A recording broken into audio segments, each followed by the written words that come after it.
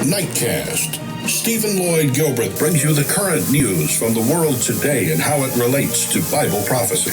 Understanding the end-time events leading to the peaceful world tomorrow. Ladies and gentlemen, Stephen Lloyd Gilbreth. Well, good evening, friends, and welcome to this Sunday night, August 23rd, 2015 edition of Nightcast. We've been off since Thursday night.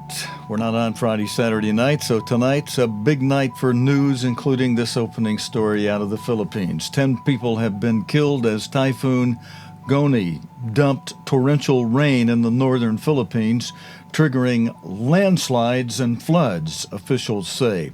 Several were killed when houses were submerged under rocks and mud. Others are reported missing in flooded areas. Thousands of people have been evacuated to higher ground, and some domestic flights were canceled. At one point, Typhoon Goni was packing winds of up to 195 kilometers per hour. That'd be the equivalent of about 121 miles per hour. However, it weakened as it moved northward off Taiwan's east coast, as you'll hear in this opening video report, and you'll see how typhoons are threatening parts of Taiwan and Japan while a tropical storm tracks across the Caribbean. Thomas Schaffenmaker has the latest details. Well, all eyes on the tropical Atlantic this week. It's been a very quiet hurricane season, but things are starting to ramp up a little bit now. Yesterday, we were talking about Hurricane Danny, but it has weakened overnight. It's a tropical storm now. That means that the winds aren't as powerful. Still some rain. Could deliver a punch to some of these islands in the Caribbean here, anywhere from Dominica through to the Virgin Islands, San Juan in Puerto Rico, and all the way into Hispaniola. So through this week, there could be some impacts from this quite small storm. But later on in the week, there could be more storms in the making. This one here on the computer model is Danny. You can see fading away. But these next ones, potentially the next named storm sometime around Tuesday, Wednesday there. And then even after that, another revolving storm developing across this part of the Atlantic. So turning a little bit more interesting now across this part of the world. Meanwhile, across Asia Pacific, the troublemaker Typhoon Goni here, still moving parallel to Taiwan. It'll be affecting the islands just to the south of Japan. These islands are called the Ryukyu Islands. It's where Okinawa, for example, is.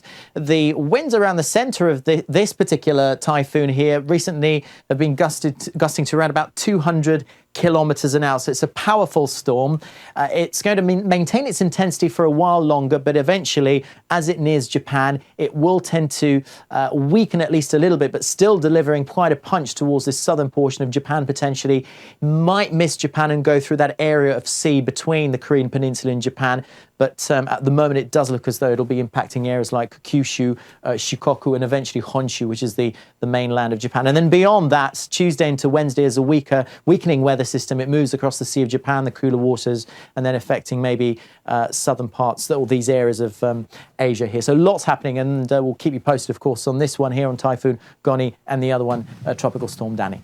All right, thank you. We'll be watching that this week, certainly, friends, and we have more on this story I'll tell you about in a moment. I want to first of all bring up our chart for just a moment after I switch over to the right bank of switches that enable me to do that. Okay. You know, hey, you have buses, we have to switch the buses so that our computer screen keys can get to these things. Now, I want to go to this just for a moment. Fourth seal over. There's the fourth column over, 1, 2, 3, 4. You see the number 4, and you see a pale green horse at the top.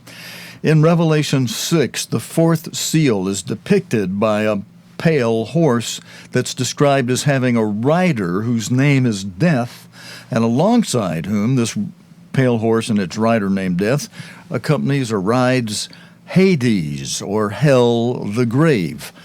And Jesus Christ described the activities of this deadly horse primarily as loimas, disease epidemics, pestilence, the plagues of Egypt. But he also said that between the third seal and the fifth seal, we would see increasing seismic activity, seismos, as Christ put it in the Greek word, which the Greek English lexicons define as commotions in the air, such as gale force winds of all kinds, hurricanes, tsunamis, typhoons, as we're seeing in this opening story, and tereke, trouble, just generally trouble. So this relates to we peg it on the fourth seal because this is to happen between the third and fifth seal. And this typhoon that the announcer was just telling you about, Typhoon Goni, brought heavy rains for 3 days without making landfall in the Philippines. And in this picture we have here, friends, the caption reads, "In places, roads were closed or became impassable." And then I've got a few more pictures to show you quickly. Already drenched mountain areas were battered by strong winds, becoming vulnerable to landslides and mudslides. And then in this next photograph, the caption with it reads, "Although most of the danger is thought to have passed, evacuation centers are still housing some 4,000 people." Taiwan was braced for the storm as it made its way towards southern Japan, where high wave and strong wind warnings have been issued. So here's the latest update I have on that, and we'll be watching that again to see what happens tomorrow. Now, our next story, I've got a lot of stories tonight. I said, as mentioned to you in the opening, as we've been off since Thursday night. We're not on Friday, Saturday night. At least 10 people have been killed and 60 injured in an explosion in the diplomatic area of the Afghan capital, Kabul. A health ministry official said 9 Afghans and 1 foreigner were killed. Police say it was a suicide attack on a foreign military convoy which was traveling through the area. We do have video. Shameh Khalil reports from Kabul. This is the aftermath of the latest attack to rock the Afghan capital. The bombing happened outside a private hospital in a central residential area of Kabul, not far from the diplomatic enclave. Police say the target was a foreign convoy. Shortly after the attack, it was confirmed that a convoy of Resolute Support, the name of the remaining operation of the international coalition forces, has been targeted. 3 foreign civilian contractors were killed, among others. When I hear the explosion, I rush to the site to see what has happened. It was a foreign forces convoy.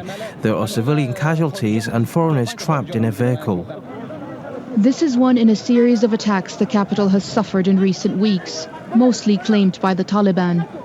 Observers say the spike in violence is linked to the current splits within the militant group after the death of their leader Mullah Omar was announced. It has raised questions about the Afghan security forces' ability to stop such attacks, especially after the withdrawal of most of the coalition forces last year. But the police here insist that they are up to the task and say they've stopped many other attacks in recent months. Today's bombing, however, is another stark reminder of the challenges these men face in trying to keep the city safe. Shaima Khalil, BBC News, Kabul. Friends, in France, counter-terrorism officers are continuing to question a suspected Islamist gunman who was overpowered by passengers on a packed train on Friday as it traveled from Amsterdam to Paris.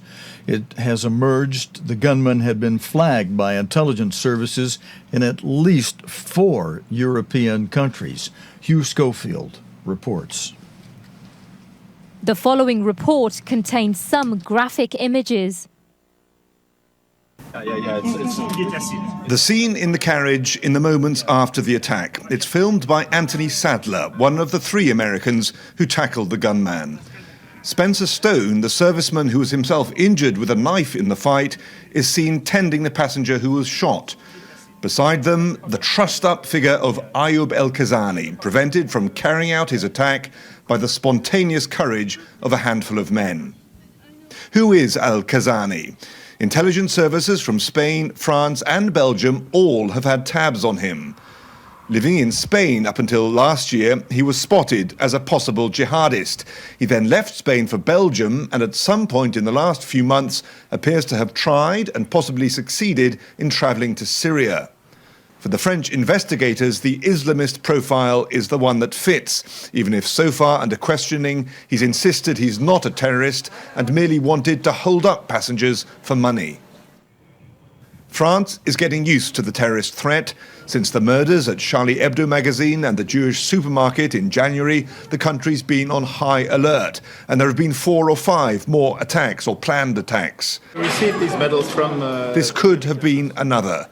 The men who stopped it probably saved many lives. President Hollande will present the thanks of a nation when he receives the men at the Élysée Palace on Monday.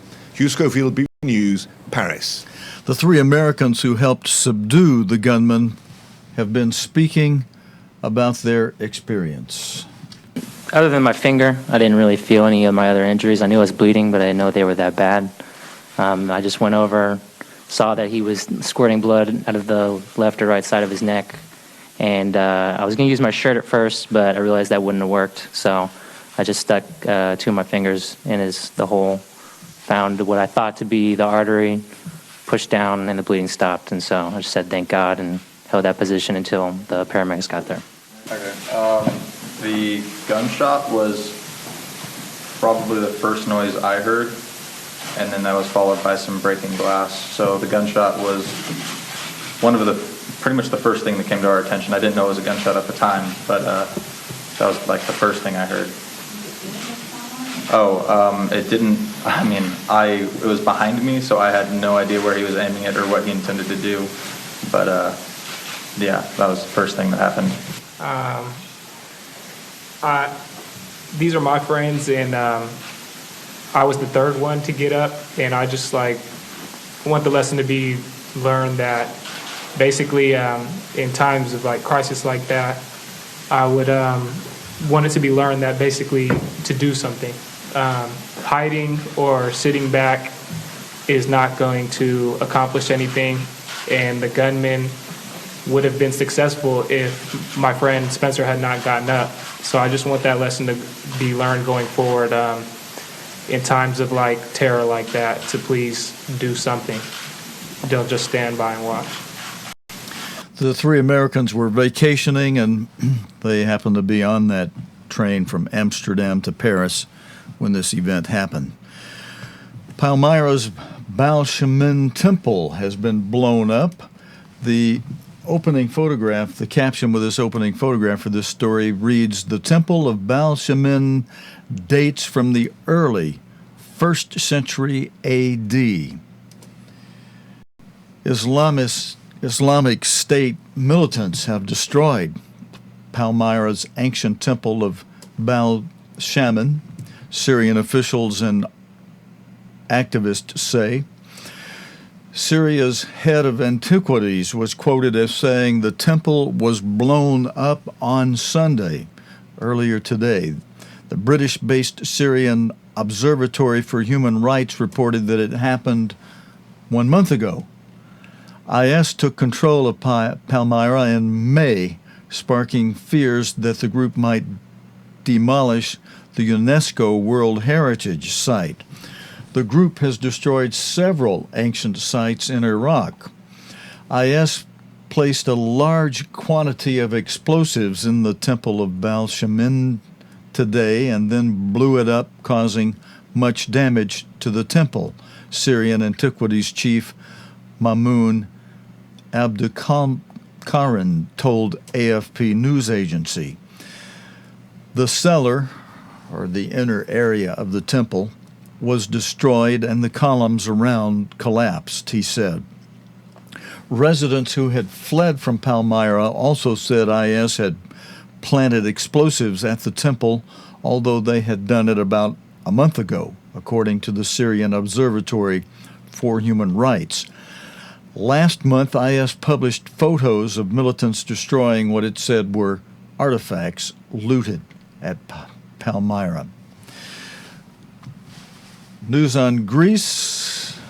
Greece is now receiving much-needed funding from a third eurozone bailout worth about 85 billion euros, or 61 billion pounds, or the equivalent of 95 billion U.S. Yankee dollars.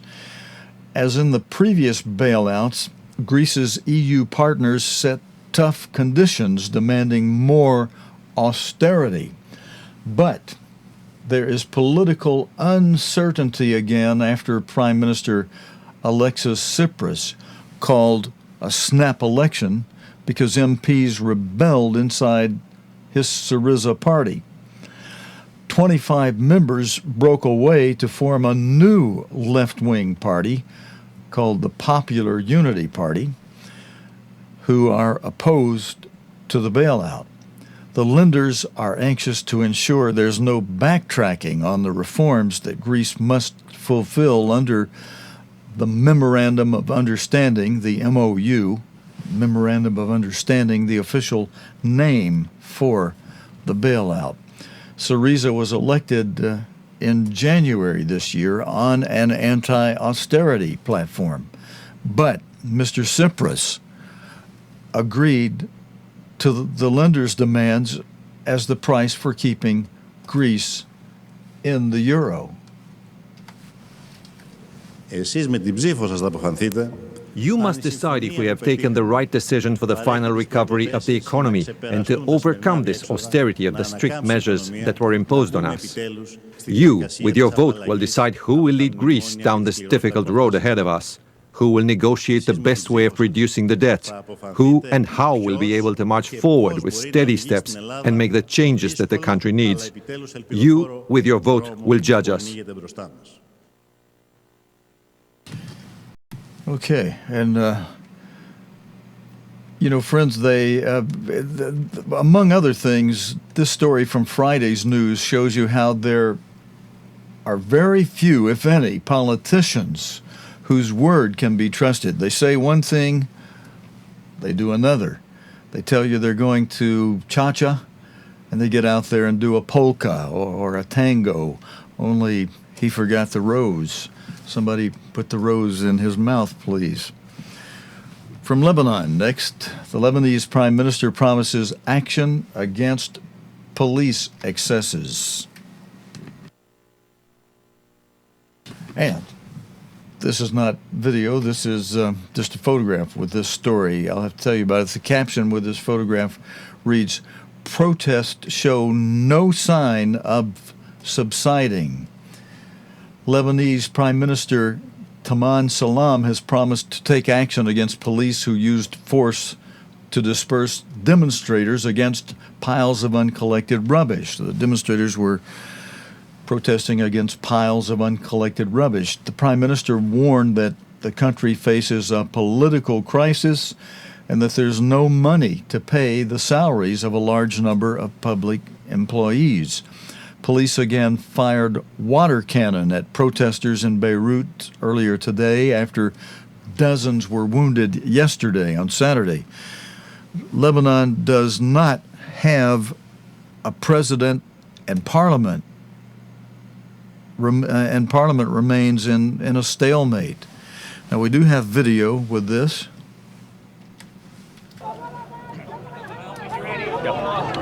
Well, this is the government building in the center of Beirut, and it's the focal point of this demonstration, which has now virtually besieged the government building. The politicians are the real targets of this demonstration. It was triggered by rubbish, by the lack of garbage collection, but that, as the Prime Minister himself has admitted, was just the last straw. These people here are not partisan. They've just been singing the national anthem, "We're all for Lebanon, for the homeland." And that is what this is about. They're saying the politicians over there are rotten, corrupt, just like the garbage that's been collecting up in the streets. These people want to see the whole system gone. The sectarian nature of that system, the way jobs are divided up, the corruption of the politicians, and the fact that the country is paralysed. It's been unable to elect a president for well over a year now. When the cabinet does meet here in that building, it's unable to take decisions because of the political deadlock between the leaders. So that is what this demonstration is about. These people are calling it a revolution. They want change, and the pressure on the government is seriously mounting up. For Britain now, friends, the Foreign Office has confirmed, the British Foreign Office has confirmed that a British hostage has been released following a United Arab Emirates military intelligence operation in Yemen. Matt Cole reports. We've heard from the Foreign Office that this hostage, who has not yet been officially named to us, was freed by United Arab Emirates forces, who are actually based in the Yemen, in the port city of Aden. Now, we have had news from the state agency in that country that this is someone who was held by Al-Qaeda. No official confirmation of that either. We believe they may have been held since February 2014. In a brief statement, the Foreign Office has told us that the Foreign Secretary, Philip Hammond, is pleased to confirm that a British hostage held in the Yemen has been extricated by UAE forces in what he calls a military intelligence operation. The British national, we understand, is safe and well and has been flown by a military plane to Abu Dhabi. We understand political officials there have been in contact with David Cameron here to tell him how well the operation went. And at this time now, we're just waiting for official confirmation on who this person is, at which point I think we'll get a little more detail on what's happened to them and in terms of when they were taken, why, and what's going to happen next.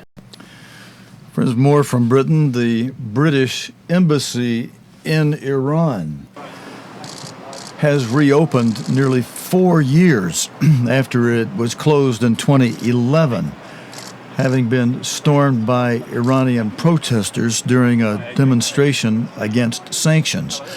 Foreign Secretary Philip Hammond, who you see here, flew to Iran to attend the ceremony. On behalf of the British government, I'm proud to declare this embassy once again open.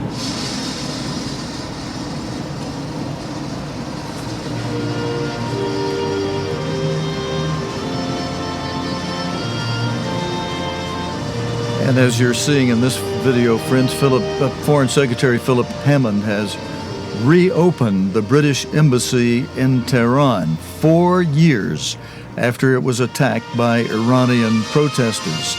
It's the first visit to the country by a British Foreign Secretary for 12 years and comes just weeks after an international deal on Iran's nuclear program.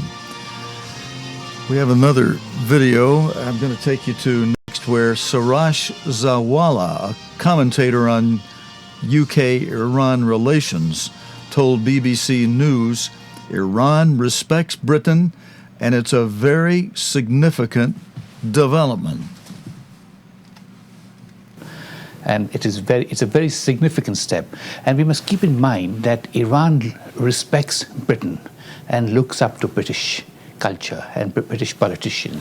And therefore, it is a very, very significant development. Well, you say that, but I mean, relations between the two countries have been pretty rock bottom for a very long time, and were, really quite desperate for years. I know, but that's very political. But I have represented Bank Malad of Iran in the British Supreme Court, UK Supreme Court, and the fact that the Iranian institution came to UK court is because they respect the British judiciary, and that's a symbol of the trust which Iran places in the fairness of the British administration and British people generally. There are reports in the papers today, though, that there are there are cynics around, there always are, who would say that the top brass in Iran, the Ayatollahs and so on, really don't have any great respect for Britain, and that this may be a good commercial move, but it doesn't represent reality, really. But that is possible. But when I travel to Iran, I find that at least a younger generation are not really concerned about the Ayatollah. They are very modern, they are very friendly. We must not forget that Iran has a culture of over 5,000 to 10,000 years, and people are very cultured. And if we adopt the right way of understanding the culture and not trying to bully them and dominate them, I think we will get a very good response from Iran. And Iran desperately needs more outlets to the world, doesn't it? Its economy is in a past state. Absolutely, and people are looking forward to coming back to the international market. When I travel to Iran, I have found the last 1 year, there are businessmen from Japan, Germany, France, all in the hotel, wanting to make contacts to start business once these sanctions are lifted. But from Britain's point of view, do you not think there's a danger that getting close to Iran again is fine, but it does also put us at odds with some of our traditional allies in the Middle East? Well, I think that if you're referring to Israel, Israel had the largest Jewish population before 1979. And as far as when I travel to Iran, I find that there isn't really anti-Jewish or any religion as such, except for the Baha'is probably. And therefore, I don't think that's going to matter. And in Iran has in its parliament, for whatever it is worth, one Zoroastrian member and one Jewish member of parliament. All right, friends, we've got more video on this. This is an important story. And just summing up now, Foreign Secretary Philip Hammond will be or is in Tehran with a delegation of business leaders for the ceremony to mark the reopening. Iran is simultaneously reopening its embassy in London. And I mentioned a moment ago, it's been 12 years since a British official visited Iran. Mr. Hammond is the first UK foreign secretary to visit Iran since 2003. And here's Jeremy Bowen with more in this report on this. The British embassy in Tehran was closed after it was stormed by a mob in 2011. Local staff were also singled out by the Iranian security services and some arrested and held. Since the agreement with Iran was signed in July this year, the reopening of the embassy has been expected, but negotiations about the terms and conditions have been slow. Britain has two big compounds in Tehran dating back to the days of the British Empire. For many Iranians, they're symbols of the way Britain has interfered in Iran over the years. Some Iranian diplomats have expressed surprise that Britain has concentrated on reopening its embassy when some of its European partners have already sent trade delegations. Jeremy Bowen, BBC News. Okay, thank you, Mr. Bowen. And friends, our next news relates to China, where shares have plunged on Wall Street over concerns about the state of China's economy. Data from China indicated factory output in August shrank at the fastest pace in more than 6 years. The decline comes on the heels of weaker than expected economic data in July, plus this month's yuan devaluation and a stock market plunge. Samira Hussein reports. There's a lot of concern about the slowing growth in China, and that's having a knockoff effect on other parts of the economy. So, for example, if we look at commodities, more specifically the price of oil, it dropped to $40 a barrel for the first time since the financial crisis back in 2009. And that's because many are worried that if China, the second largest economy, starts slowing down, then their demand for oil will also slow down. And demand for oil is another key indicator that the global economy could be heading downwards. Well, and which is why it's not just China, but there are other parts of the global economy that are looking somewhat uncertain, and that also has investors a little bit spooked.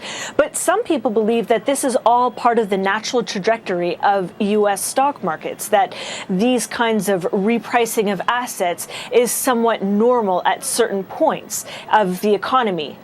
Nonetheless, the effect on personal pensions could be potentially quite profound, could it?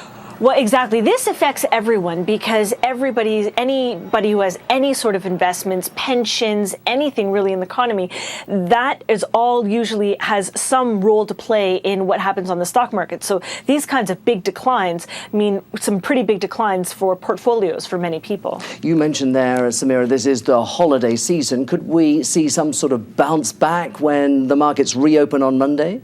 Well, so this is what's also very interesting is that usually the holiday season is when you see quite a bit of slowdown and the volume on markets are really quite low. But in fact, we're seeing some of the highest trading volumes for the entire year. And there's another index that some people like to talk about. It's called the VIX. So it's sort of the volatility index and what people like to call the fear index with regards to markets. And if you look at that index, that's up to about 27%. Pretty significant fear out there.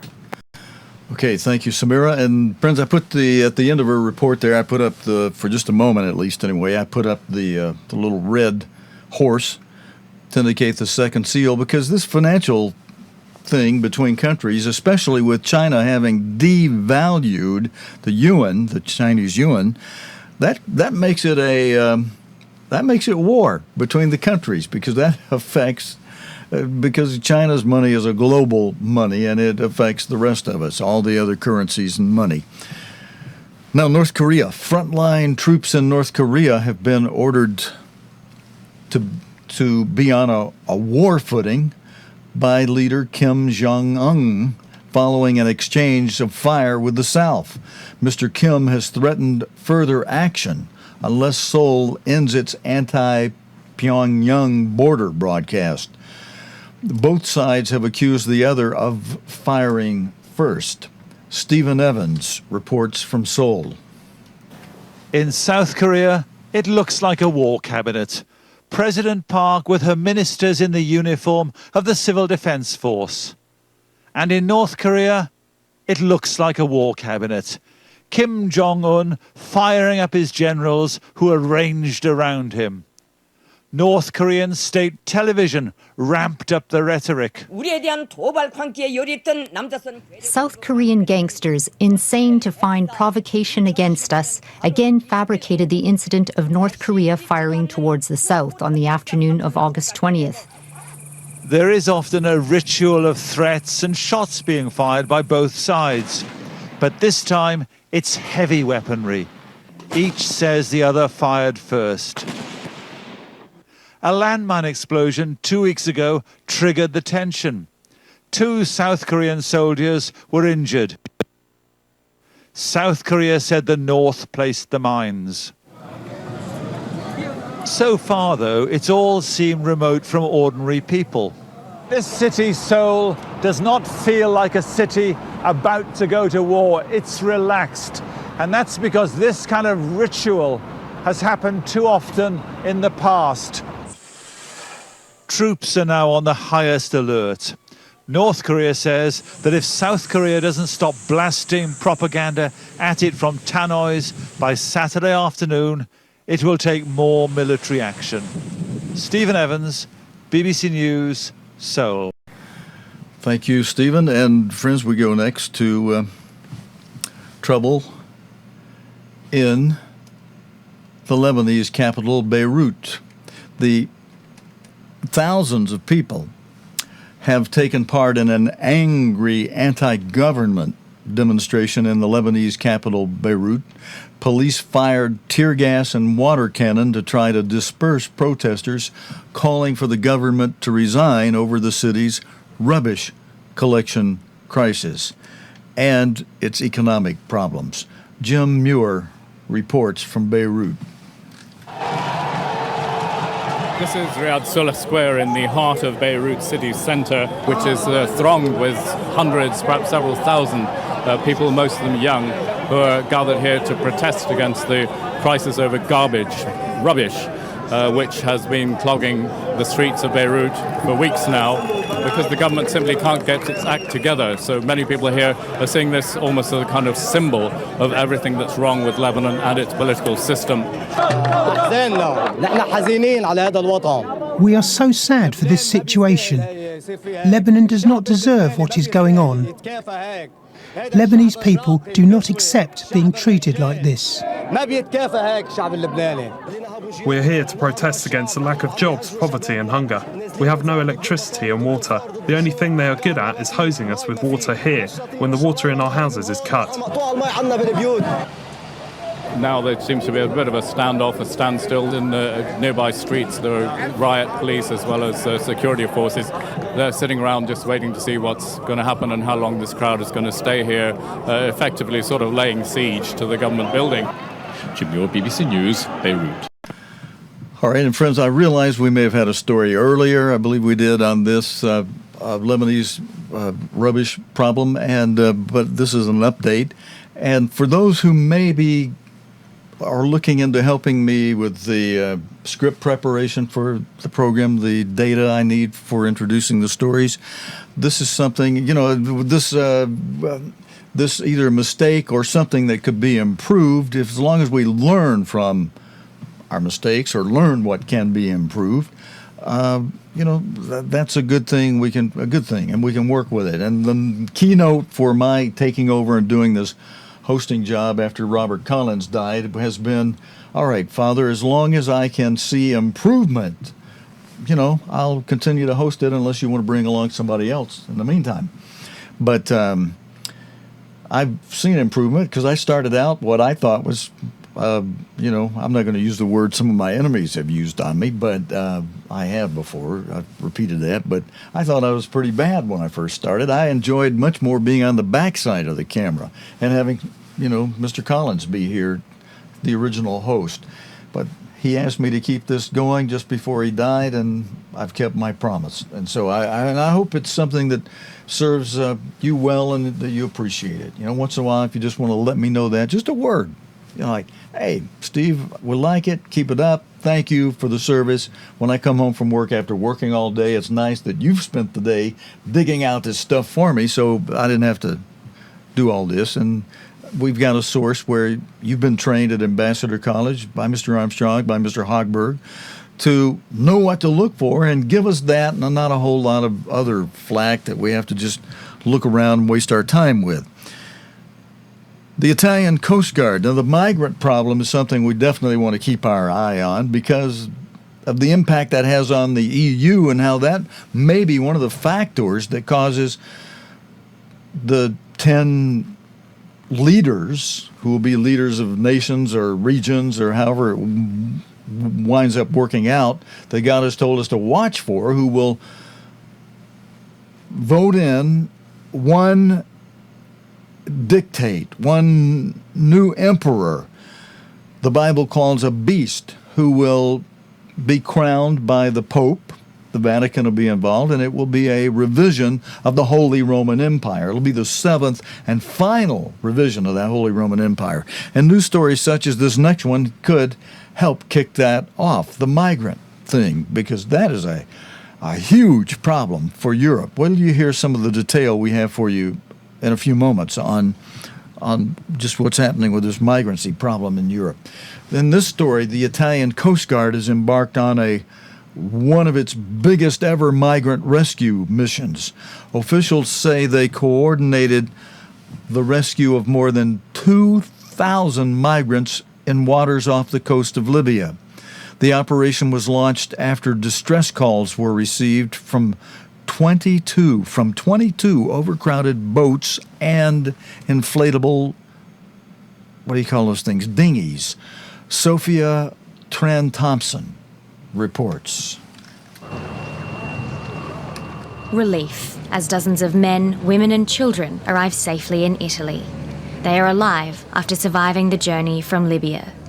The Mediterranean Sea has become the world's most deadly crossing point for migrants. Already, more than 2,300 people have died this year attempting to reach Europe. But that's hardly a deterrent. The sight of dangerously overcrowded boats like this appearing on the horizon is becoming more frequent for the Italian Coast Guard.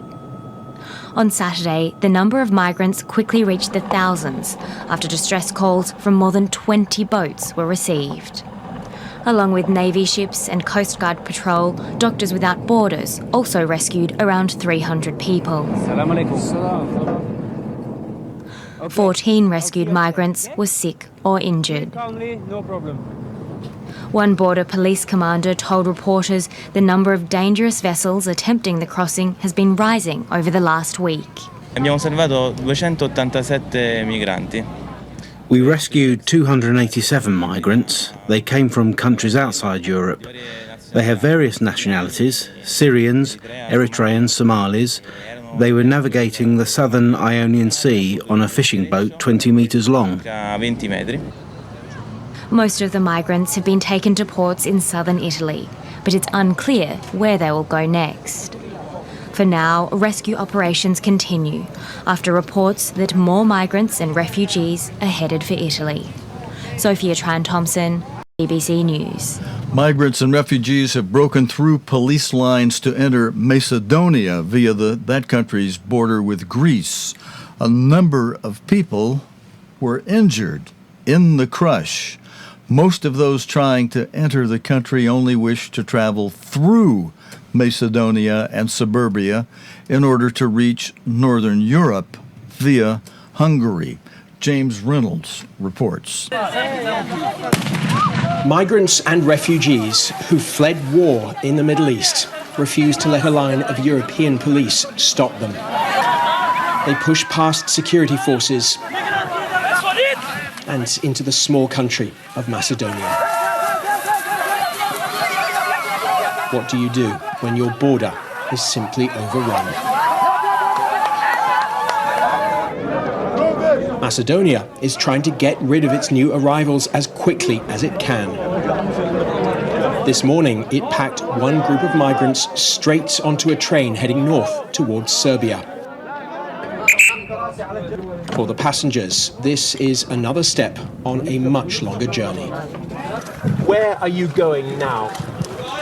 I'm escaping from Syria. Which country do you want to go to? I want England. England? Yes. Why? Because of its language. It's so easy. So easy.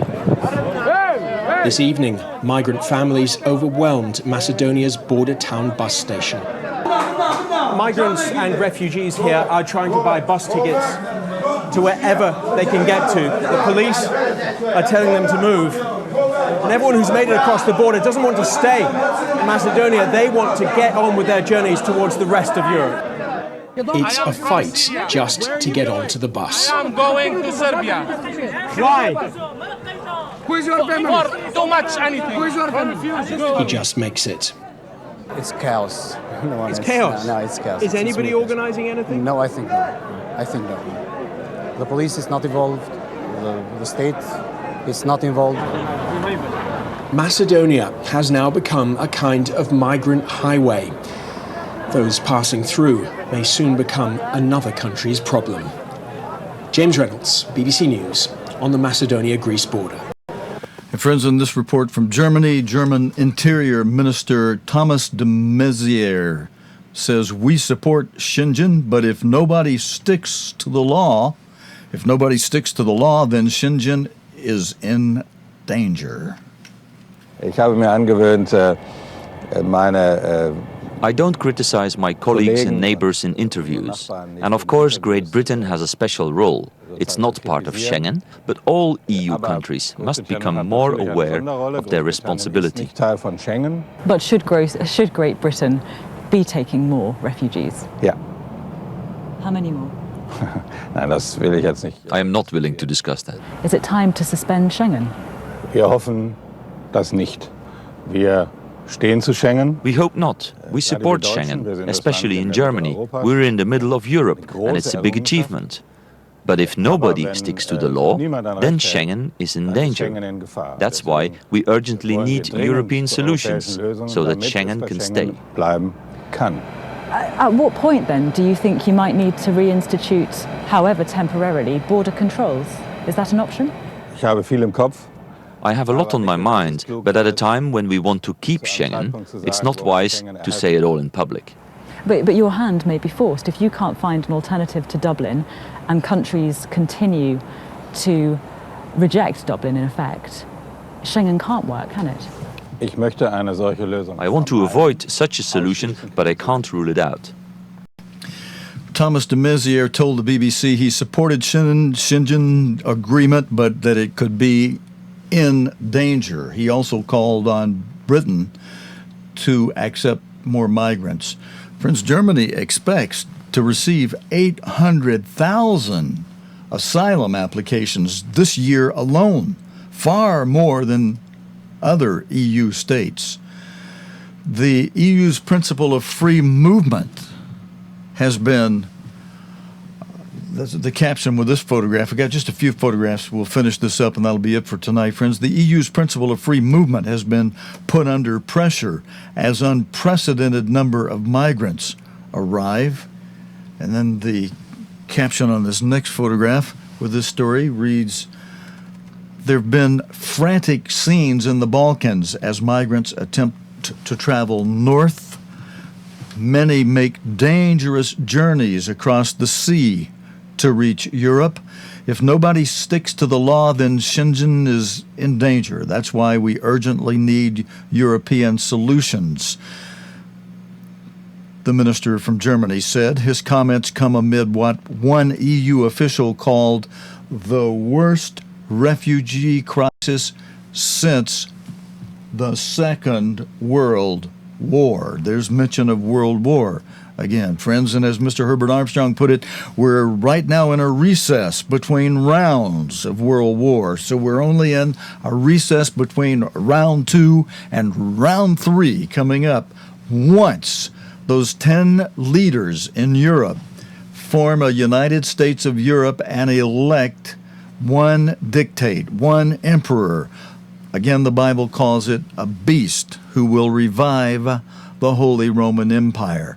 Now, on this migrant story in Germany and Schengen, the border agency Frontex has said some 340,000 migrants arrived in the EU this year alone, many of whom traveled in dangerous, rickety boats and dinghies to Italy and Greece.